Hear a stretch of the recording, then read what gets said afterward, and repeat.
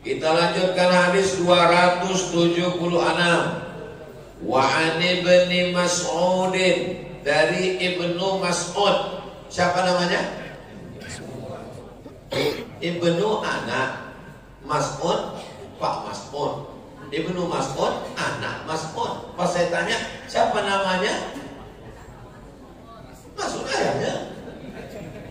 Bukan nama dia Ibnu Mas'ud. Siapa namamu? Nama saya Ibnu Mas'ud. Ibnu anak Mas'ud ayah kau. Ibnu Mas'ud, anak Mas'ud. Bukan nama dia Ibnu Mas'ud. Nama dia Abdullah, bukan Ibnu Mas'ud.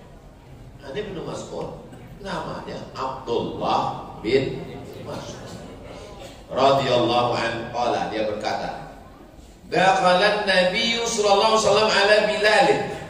Nabi masuk berjumpa sama Bilal. Bilal itu nama orang, bukan tukang azan. Namanya Bilal bin Rabah. Berjumpalah sama Bilal. Wa indahu sukratun. Ini Bilal, di sampingnya ada setumpuk kurma. Kurma yang bertumpuk-tumpuk itu bahasa Arabnya sukra. Faqala, Nabi bertanya, ma hadza ya Bilal? Apa ini Bilal? Kurma bertumpuk ini apa? Qala, kata Bilal, u'iddu dzalika. Kutumpuk kurma ini, kutumpuk li adyafik, untuk menjamu tamu-tamu orang yang datang. Qala, Nabi berkata, ama takhsha ayyakuna laka dukhanun fi nari jahannam? Apakah engkau tidak khawatir wahai Bilal, kurma yang kau tumpuk ini nanti menjadi asap api neraka? Loh, kenapa tak boleh menumpuk kurma? Kenapa Nabi mengatakan tumpukan kurma ini nanti jadi asap api neraka? Kenapa tak boleh? Apa kata Nabi? Amfik ya Bilal, jangan menyimpan, tapi amfik, sedekahkan. Kalau menyimpan untuk makanan, karena bapak wajib menyimpan untuk nafkah anak istri. Tapi kalau menyimpan lebih daripada keperluan, maka kata Nabi, dia hanya akan menjadi asapnya api neraka. Wala takhsha, jangan takut, jangan khawatir, jangan cemas. Min zil arsy, dari Allah pemilik arsy. Makhluk yang paling besar namanya arsy. Allah menciptakan arsy. Arsy secara bahasa artinya singgasana. Allah menciptakan arsy bukan karena dia mau duduk di atas arsy. Allah tidak berhajat kepada arsy. Allah tidak perlu kepada arsy. Allah menciptakan arsy li ta'zim, untuk mengagungkan, memuliakan diri. Sehingga manusia berkata, Masya Allah, Subhanallah, Tabarakallah. Begitu hebatnya Allah. Allah sudah ada sebelum arsy itu ada. Arsy itu datang baru belakangan diciptakan Allah. Dan Allah tidak berubah. Sebelumnya tak ada arsy. Begitu ada arsy, pindah dia, duduk dia di atas arsy. Bertentangan dengan sifat 20. Mukhalafatuhu lil hadis. Allah tak berubah. Jadi Allah menciptakan arsy adalah untuk menunjukkan keagungan dan kemuliaannya. Maka kata Nabi SAW, la takhsha, jangan kau khawatir, min zil arsy. Allah Ta'ala maha kuasa untuk memberi engkau rezeki iklalan. Jangan engkau sedikit-sedikit makan lalu kau tumpuk, kau simpan-simpan karena khawatir. Maka banyaklah bersedekah-sedekah, karena hari ini ada rezekimu, besok pun juga ada rezekimu. Tak ada yang sulit bagi Allah Subhanahu wa ta'ala. Makanya ada orang kadang hari raya kurban tahun lalu masih ada dagingnya sekarang di kulkas. Tak bisa ditutup kulkas, menyimpak kaki kambing. Tak ada hal bagi habis makan. Kenapa? Karena Allah maha kasih, maha sayang. Allahumma innaka afuwun karim. Karim artinya dermawan. Allah maha dermawan.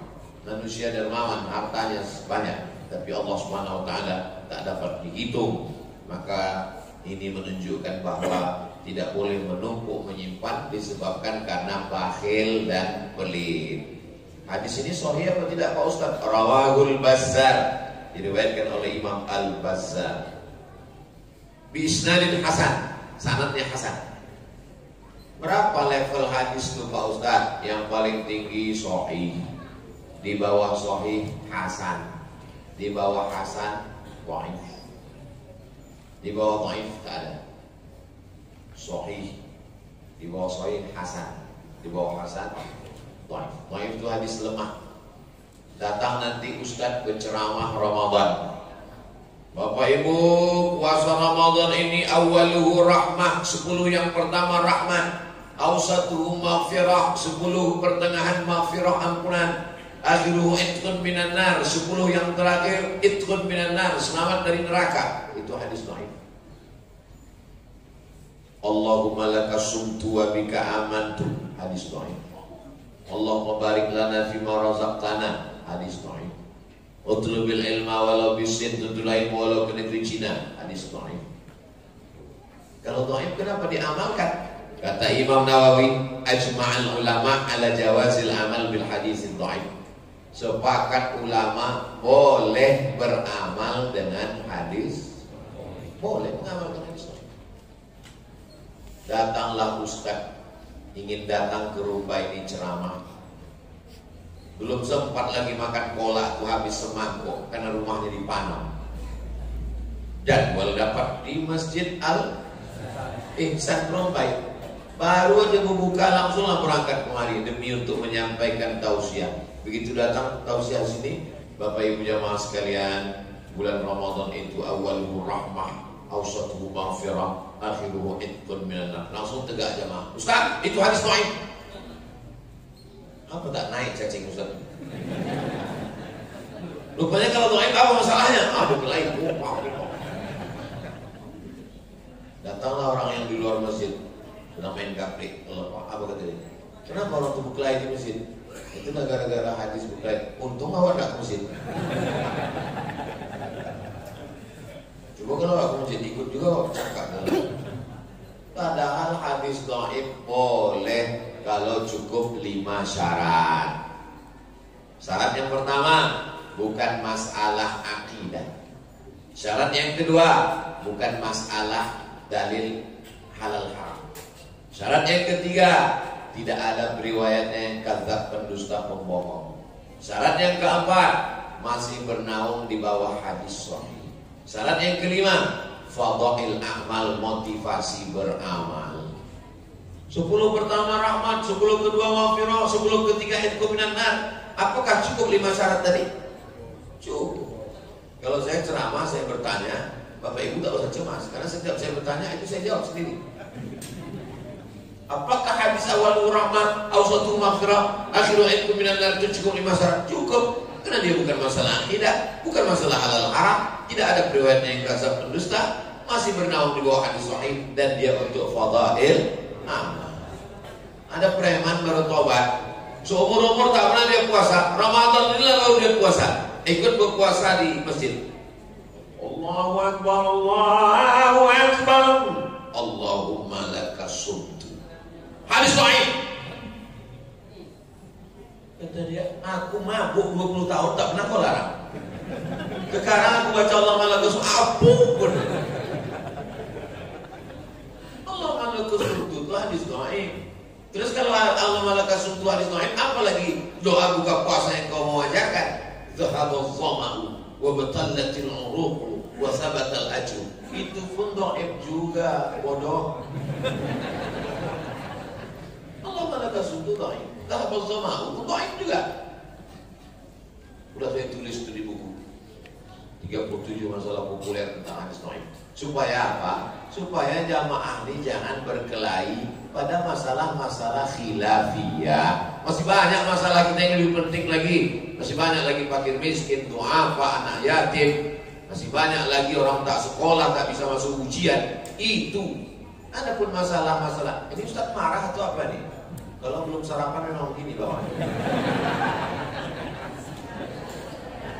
Nah, itulah dia.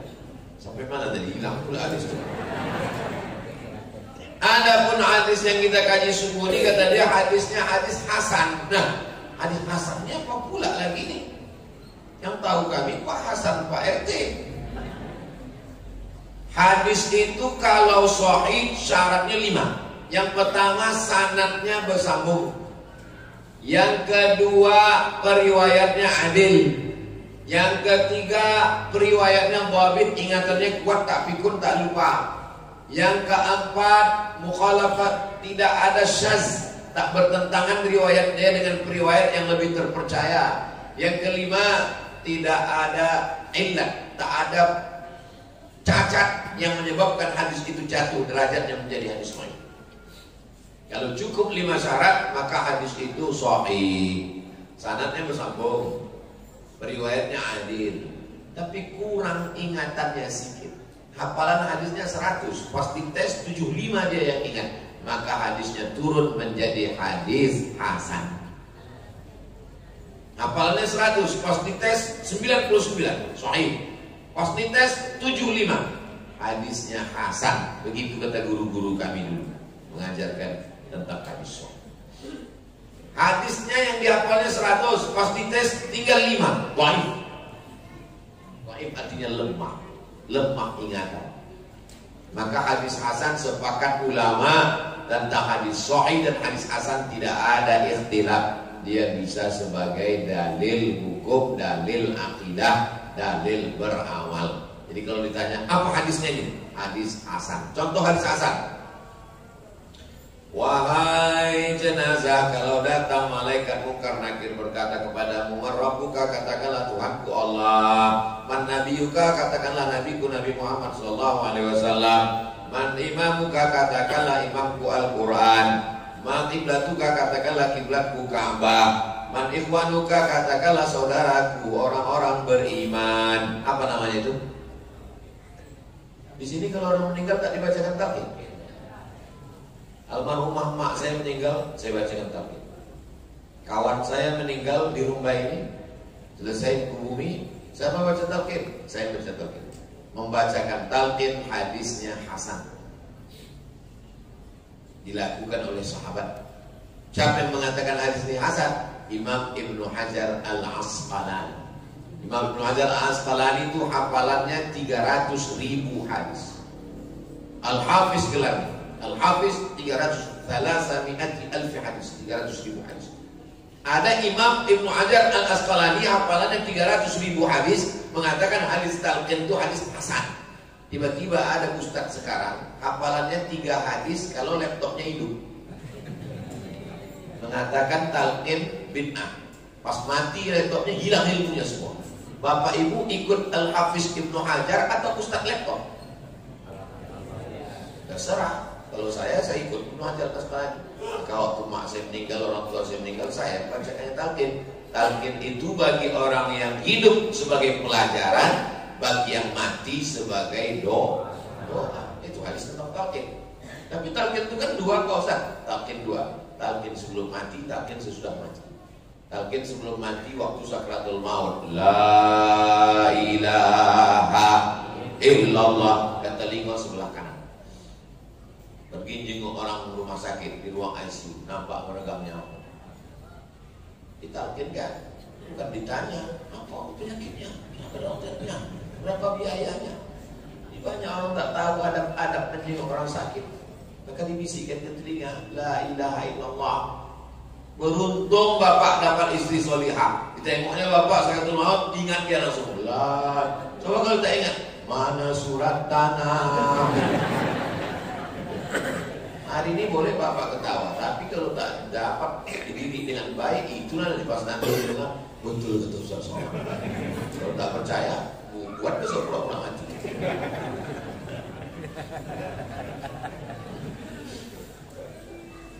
Wat-Tabrani, Imam At-Tabrani juga meriwayatkan binahwihi hadis seperti ini.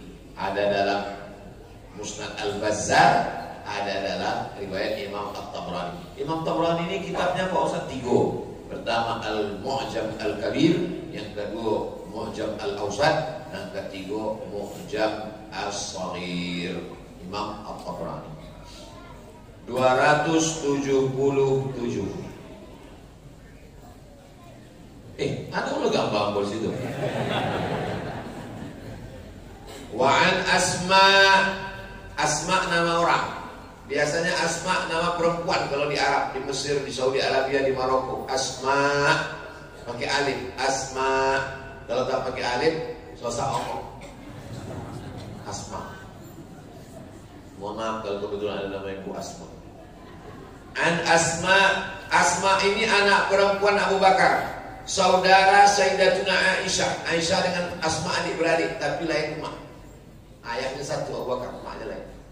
Wa an Asma binti Abi Bakar radhiyallahu anhuma. Kalau laki-laki anhu, kalau laki-laki anhu radhiyallahu anhu, kalau perempuan radhiyallahu anha. Kenapa ini radhiyallahu anhuma? Karena Asma satu lagi ayahnya. Ayahnya siapa? Abu Bakar. Karena ayahnya juga sahabat. Bapak Ibu kalau saya ceramah, saya bertanya, jangan stres, diam aja, nanti saya jawab sendiri. Kadang ada jamaah ini kalau ditanya, tenang aja. Kalau saya tak pernah mempermalukan orang. Ada ustadz ini hobi dia nengok orang tak tahu, tak tahu kan? Ada orang ini. Kalau saya enggak, belum pernah saya mempermalukan orang depan orang banyak. Anak kecil pun tak pernah saya permalukan. Saya ini suara saya lebih kuat. Kata orang saya kasar, tapi perasaan saya halus. Saya tak mau permalukan orang. Saya disuruh tes, Ustadz tolong tes anak-anak tahfizkan. Tak mau saya. Karena kalau saya tes tak lancar dia menghafal, malu dia depan orang. Saya mempermalukan dia depan orang. Pernah saya tes. Walaupun saya tes ayat-ayat yang biasa aja. Sambung, qul huwallahu ahad, Allahus samad.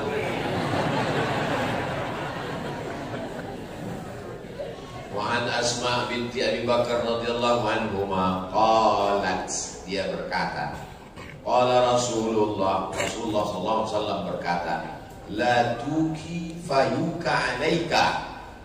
Ini ada mangkuk. Mangkuk ini berisi kurma. Jangan kau ikat sehingga rezekimu pun diikat Allah juga. Apa maksudnya? Kalau ada makanan, buka ikatannya, kasih sama orang. Ini orang zaman sekarang. Hebatnya masjid Insan. Luar biasa masjid. Barulah saya paham kenapa kelilingnya berjeruji besi. Karena takut jam mahal kena. Kadang awak pengalaman aku ceramah di mana-mana masjid itu kadang jamnya ada yang habis baterai, ada yang tak hidup. Tapi di masjid ini tanpa kita tengok pun berbunyi tip. Tapi yang paling canggih ada masjid di jalan Jalan Harapan Raya. Itu duitnya lampu 3, lampu kuning, lampu merah, lampu hijau. Ambo sangko meja kok bekas Dewan Juri MTQ. Jadi mau tanya pengurus, Pak, ini bekas Juri MTQ belum dicabut, bukan Pak Ustaz? Itu yang dipasang atau apa? Karena banyak Ustaz menceramah tak tahu kapan berhenti. Apa dibuatnya? Asal agak panjang ceramah Ustaz, hidup lampu kuning. Kalau dia hidup lampu kuning tak lama hidup merah. Jadi bego di bulan puasa perlu juga meja dedikasi. Kadang-kadang orang mau sholat tarawihnya tidak kira nanti berhenti.